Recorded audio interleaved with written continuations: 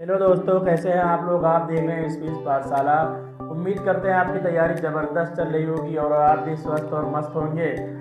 आज हम इस शरीर टीके का अगला पार्ट लेकर बायोस्फीयर रिजर्व के रूप में लेकर आपके सामने हाजिर हुए हैं। आज देखते हैं, पहले हम यूनेस्को ने प्राकृतिक व सांस्कृतिक परिषद हेतु बायोस्फीयर रिजर्व नाम रखा। बायोस्फीयर रिजर्व प्राकृतिक के संरक्षण के साथ साथ आर्थिक सामाजिक विकास संबंध व संतुलन प्रयास करता है। इसके अंदर 3 क्षेत्र आते हैं। एक कोर क्षेत्र होता है, दूसरा बफर क्षेत्र होता है, तीसरा संक्रमण क्षेत्र। भारत में कुल 18 बायोस्फीयर रिजर्व हैं। वैश्विक रूप से 120 देशों में 686 बायोस्फीयर रिजर्व है।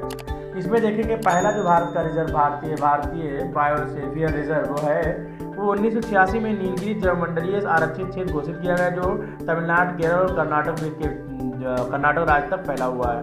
1988 में नालंदा देवी राष्ट्रीय उद्यान उत्तराखंड में हुआ और 1989 मन्नार की खाड़ी में मन्नार की खाड़ी तमिलनाडु। 1988 नोकरेक मेघालय। 1989 में सुंदरबन। ये सब जो लिखी सन इधर लिखा हुआ कौन सी सन बायो रिजर्व घोषित हुआ और इधर कौन से जगह का नाम है यहाँ पर। पश्चिम बंगाल में सुंदरबन 1989 में। 1989 में ही मानस असम में। 1984 में सिमलीपाल उड़ीसा।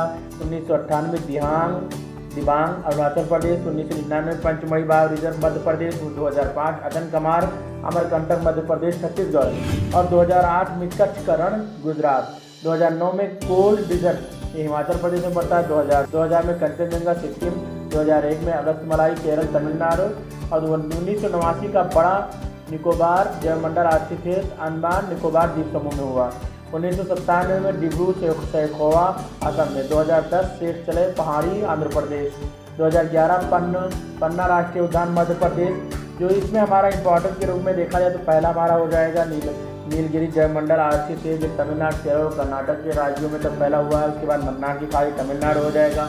उसके बाद नन्दा देवी राष्ट्रीय, उसके बाद तमिलनाडु हो जाएगा, उत्तराखंड हो जाएगा, सुंदरबन पश्चिम बंगाल, मानस असम हो जाएगा और उसके बाद हमारा देखेंगे कंचनजंगा सिक्किम हो जाएगा, अगस्तमलाई केरल में हो जाएगा। ये सभी हमारा इम्पॉर्टेंट के रूप में है जो आने वाले एग्जाम में पूछे जाते हैं। अगला देखेंगे, सबसे पहला बायोस्फीयर रिजर्व जो है नीलगिरी तमिलनाडु, केरल और कर्नाटक के बीच तक फैला हुआ है। सबसे बड़ा अगर पूछा जाए तो कच्छकरण गुजरात। सबसे छोटा पूछा जाए डिब्रूगढ़ सैखोवा असम और पहली समुद्री जीव मंडल रिजर्व तो ये मन्नार की जो बायोस्फीयर रिजर्व में स्थित है। अब अगला हम देखेंगे, मैन एंड बायोस्फीयर प्रोग्राम 1971 में 10,500 किलोमीटर स्क्वायर में शुरू की गई है। एक अंतर्राष्ट्रीय वैज्ञानिक कार्यक्रम है जिसका उद्देश्य लोगों और आवाम के वातावरण के बीच संबंध में सुधार के लिए वैज्ञानिक आधार स्थापित करना था।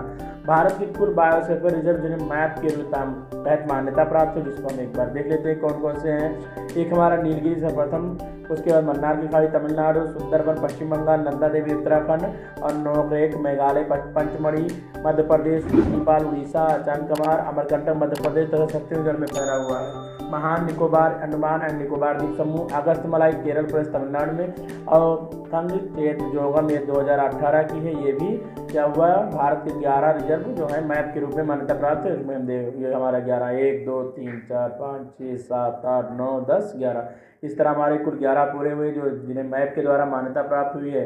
अगला हम देखेंगे, बायोस्फीयर योजना जो 1986 में शुरू की गई थी। ये उत्तर पूर्वी राज्य 3 यानी 3 प्लस हिमालयी राज्य, जो 3 हिमालयी राज्य उत्तर पूर्वी राज्य और उसी के साथ साथ 3 हिमालयी राज्य थे जिसमें हिमाचल प्रदेश, उत्तराखंड और झारखंड थे। इसमें 90 और 10 के रूप में अनुपात में ये यहाँ पर इस योजना का शुरू किया गया था। इसमें 90% इसका उत्तर पूर्वी राज्य को दिया गया और 10% 3 हिमालयी राज्य हिमाचल प्रदेश, उत्तराखंड और झारखंड को दिया गया। अन्य राज्य में जो हुआ 60 और 40 की वित्तीय सहायता के रूप में इसमें इसको बांटा गया। अब अगर देखा जाए भारत की जनजाति है तो देखा जाए तो भारत की सबसे बड़ी जनजाति जो है भील, उसके बाद गौंड, उसके बाद संथाल। फर्स्ट नंबर की अगर बात किया जाए तो भील है, दूसरे नंबर पर गौंड और तीसरे नंबर पर संथाल है। अगर आप ऐसे ही वीडियो चाहते हैं तो हमारे चैनल को सब्सक्राइब कर लें, शेयर कर लें और व्हाट्सएप ग्रुप से जुड़ना ना भूलें।